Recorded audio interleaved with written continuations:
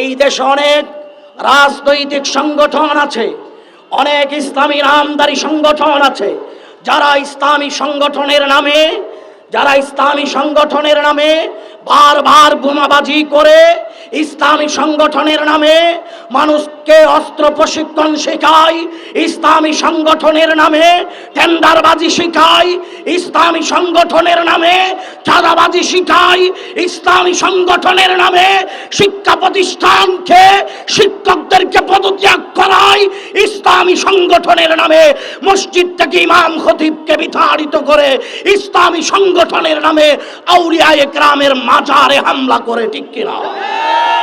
কিন্তু আমরা আল্লাহর দরবারে শুকরিয়া আদায় করি, আমরা সেই মহান 11 জন ব্যক্তির প্রতিষ্ঠিত এই সংগঠন বাংলাদেশ ইসলামী ছাত্র সেনা পেয়েছি।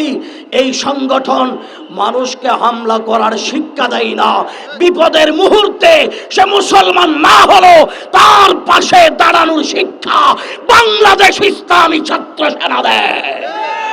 এই কারণে আমি বলি, সারা বাংলাদেশে যত রাজনৈতিক ছাত্র সংগঠন আছে সবার চেয়ে বেশি সফলতা বাংলাদেশ ইসলামী ছাত্র সেনার।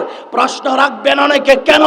কারণ যেই ছাত্র সংগঠন 45 বছর বাংলার মাটিতে প্রতিষ্ঠিত হয়েছে, কিন্তু আমরা দেখেছি 45 বছর হওয়া লাগে নাই, অস্ত্রের ঝনঝনানি, গাড়ির বহর, গুন্ডা বাহিনীর মহড়া, অনেক কিছু দেখিয়েছে।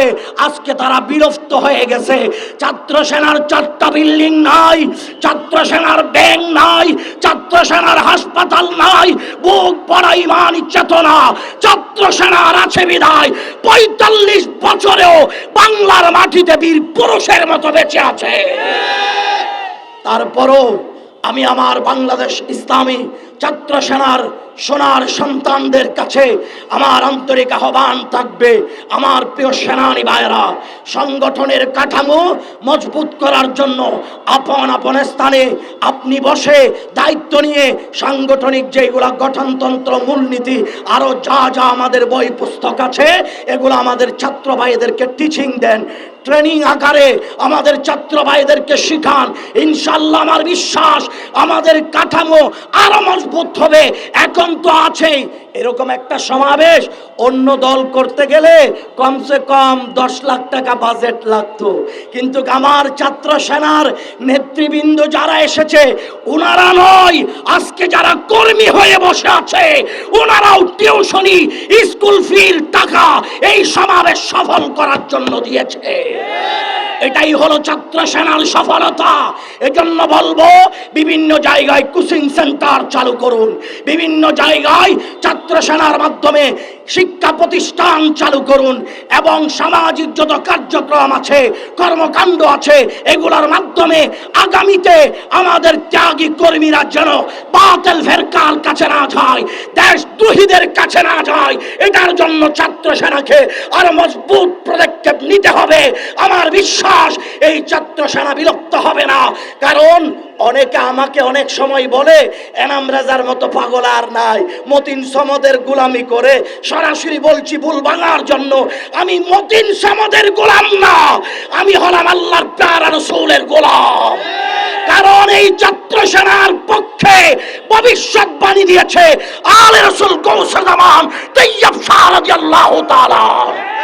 সুতরাং আওলাদ রাসূলের জবানের বাণী কোনোদিন মিথ্যা হতে পারে না।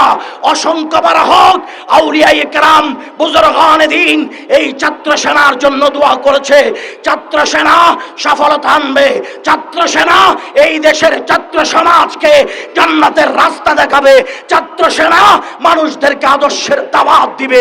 এটার জন্য যেহেতু আউলিয়ায়ে কেরাম দোয়া করেছে, আমার দৃঢ় বিশ্বাস ছাত্র সেনার মাধ্যমে একদিন বাংলার রাজপথে নারে তাকবীর, আল্লাহু আকবার, নারে রিসালাত, ইয়া রাসূলুল্লাহর স্লোগান চলবে ইনশাআল্লাহ। আল্লাহ রাব্বুল আলামিন আমার সেনানী কর্মীদেরকে কবুল করুক। আমাদের যারা আরো জাতীয় নেতৃবৃন্দ আছে প্রত্যেকের কদমে আমার আরজি হলো, যেই মুহূর্তে ছাত্র সেনার এলান আসবে ওই মুহূর্তে ছাত্র সেনার ভাইদের সাথে কাঁধে কাঁধ মিলিয়ে মাঠে ঝাঁপিয়ে পড়ুন। এই ছাত্র সেনা আপনার লাশ কাঁধে নিবে, এই ছাত্র সেনা আপনার জানাজায় হাজির হবে, এই ছাত্র সেনা আপনার কলিজার টুকরো সন্তানকে জান্নাতের রাস্তা দেখাবে। যেই ছাত্র সেনা ইমানি সংগঠন, ওই ছাত্র সেনার বিরুদ্ধে অতীতেও যারা ষড়যন্ত্র করেছে, বাংলার মানচিত্র থেকে তাদের অস্তিত্ব বিলীন হয়ে গেছে। সুতরাং ছাত্র সেনার বিরুদ্ধে ষড়যন্ত্র না করার আহ্বান জানাচ্ছি। ছাত্র ভাইদেরকে 24টা ঘন্টা ময়দানে থাকার আহ্বান জানাচ্ছি। প্রথম যদি ময়দানে ছাত্র সেনার আন্দোলনে জীবন দিতে হয়, খোদা কি কসম আমি প্রস্তুত ইনশাআল্লাহ। ময়দানে থাকেন, আল্লাহ আপনাদের সহায় হবে, রাসূল পাকের নেক নজর থাকবে। আল্লাহ আমাদের সকলকে ময়দানে থাকার তৌফিক দান করুক, আমিন।